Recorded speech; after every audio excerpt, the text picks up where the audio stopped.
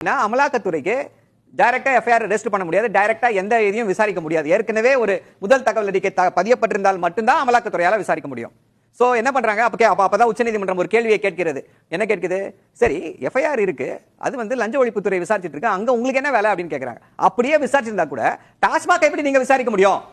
அது வந்து ஒரு மாநில அரசு சார்ந்த அமைப்பு, அந்த அமைப்புக்குள்ள ஒரு ஒன்றிய அமைப்பு ஜஸ்ட் லைக் தட் போய் பண்ணிட முடியுமா? அந்த அடிப்படையில தான் என்ன சொல்றாங்க, நீங்கள் மாநில சுயாட்சியில தலையிட்டுக் கொண்டிருக்கிறீர்கள், you are causing damage to the federal structure of our constitution சொல்லி சொல்றாங்க. பற்றி உச்சநீதிமன்றம் சொல்லியிருக்கு. நான் உங்களிடம் கேட்கிறது, இதுக்குள்ள என்ன கணக்கு? இப்ப நீங்க சொன்ன மாதிரி கிட்டத்தட்ட 39 வழக்குகள் வந்து அதிமுக இதுல இருக்கு, கிட்டத்தட்ட 7 வழக்குகள் அப்படின்னு திமுக ஆட்சினா எல்லாத்தையும் ஒண்ணு சேர்த்துட்டாங்கன்னா என்ன கணக்கு? அது ஒன்லி திமுக மட்டும் டார்கெட் பண்றாங்களா? என்ன அரசியல் கணக்கு? நல்ல கேள்வி கேட்டீங்க, நல்ல கேள்வி கேட்டீங்க.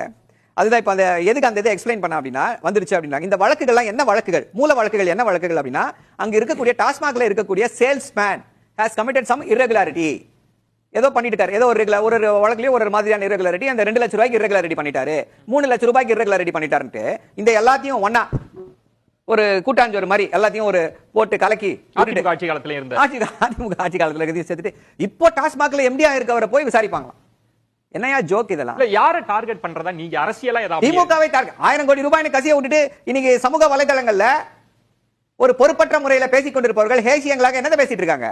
இவர் இப்படி ஆயிட்டாரு, அவர் அப்படி ஆயிட்டாரு, எவர் எப்படி போனா உனக்கு என்ன? எல்லாம் டெல்லியை உதாரணம் காட்டி, என்ன டெல்லியை உதாரணம் காட்டி கெஜ்ரிவால் அவர்கள் வந்து கைது செய்யப்பட்டார், அது மாதிரி தமிழ்நாட்டுல நடக்கும் பாஜக தலைவர்களே பேசுறாங்க. அவங்க வேற எப்படி பேச முடியும்? அப்படிதான் பேசுவாங்க. அப்படி பேசக்கூடியதுல தமிழ்நாட்டுடைய பாஜக தலைவர் இருக்காரு, திரு நயினார் நாகேந்திரன். அவர் என்ன புனிதரா, உத்தமரா? அவரு 4 கோடி ரூபாய் அவர் மேல என்ன வழக்கு? 4 கோடி ரூபாய் தேர்தல்ல வாக்காளர்களுக்கு விநியோகிப்பதற்காக 4 கோடி ரூபாயை அவருக்காக கொண்டு போயிருக்காங்கன்னு சொல்லி வழக்கு. அப்ப இசிஐஆர் ஏன் அவர் மேல பதிவு செய்யப்படல? அவருக்கு என்ன அருகதை இருக்கு இதை பத்தி பேசுவதற்கு? இப்போ இதே மாதிரி ஒரு இதுல திரு கதிரானந்த் மேல இசிஐஆர் புகார் இருக்கிறது, அப்ப நயினார் நாகேந்திரன் மேல ஏன் இல்ல?